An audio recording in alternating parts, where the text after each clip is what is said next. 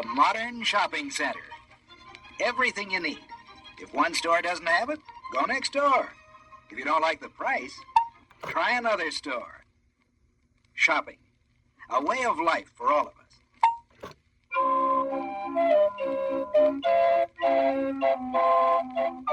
Many stores have revolving doors to usher you in and out. In a sense, some automobile dealerships have revolving doors. Car shoppers go in and right out to the next dealership. But stop the merry-go-round. Now, let's see how you can turn your door into the one-way door.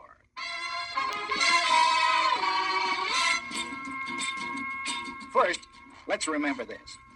There's a great temptation to label nearly everyone as a shopper.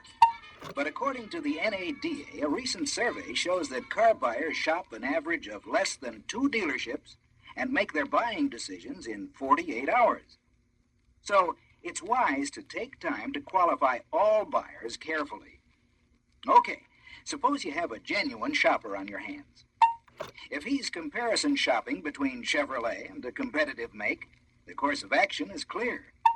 A complete and convincing product presentation, followed by a close based on the product itself.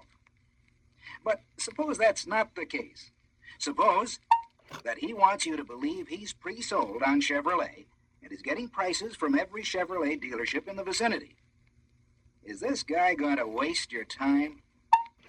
Well, the truth is, he's just as good a prospect as anyone else. In fact, he's better, because he's there, in your dealership.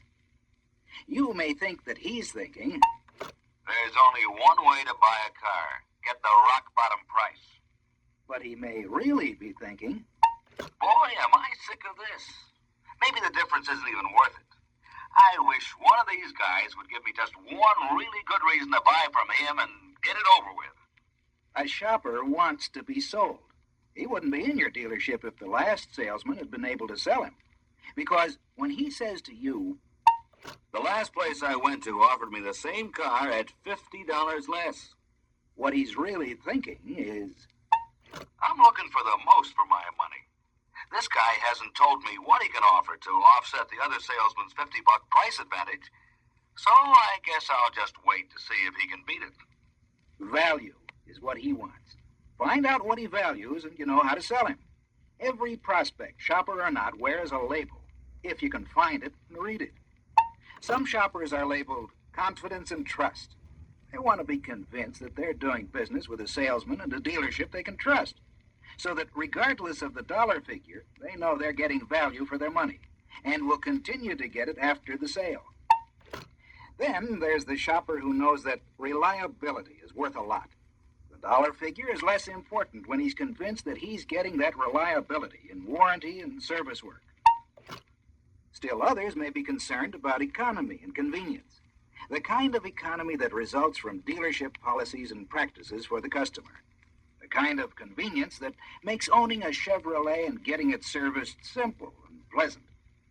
But whatever his interest, you can get that shopper to stop shopping and buy if you qualify him carefully right away. Find out what his label should read.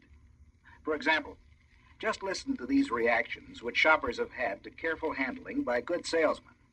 He made me feel comfortable. Gave me attention without high pressure.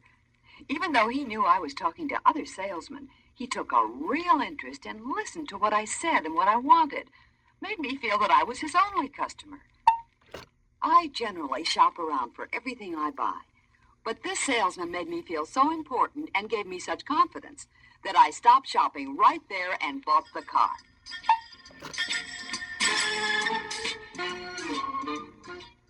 I'd had trouble before with warranty work, and I figured all dealerships were alike. Well, the salesman got to talking with me, and my worry about warranty work came out. He showed me a big list he had of actual signatures of owners who were pleased with the treatment they were getting at his dealership. He told me about his dealership owner relations policy, where people can really get someone to listen and try to help when they have trouble. He talked about how his place really worked on service satisfaction for his customers. He even took me out to show me where they did the work and how well set up and equipped their facilities were. I felt it was worth a few extra dollars to be rid of this shopping and haggling. I don't like to spend a nickel I don't have to. Well, he sold me on the dealership's policy of only cash customers, so nobody has to finance anyone else's credit.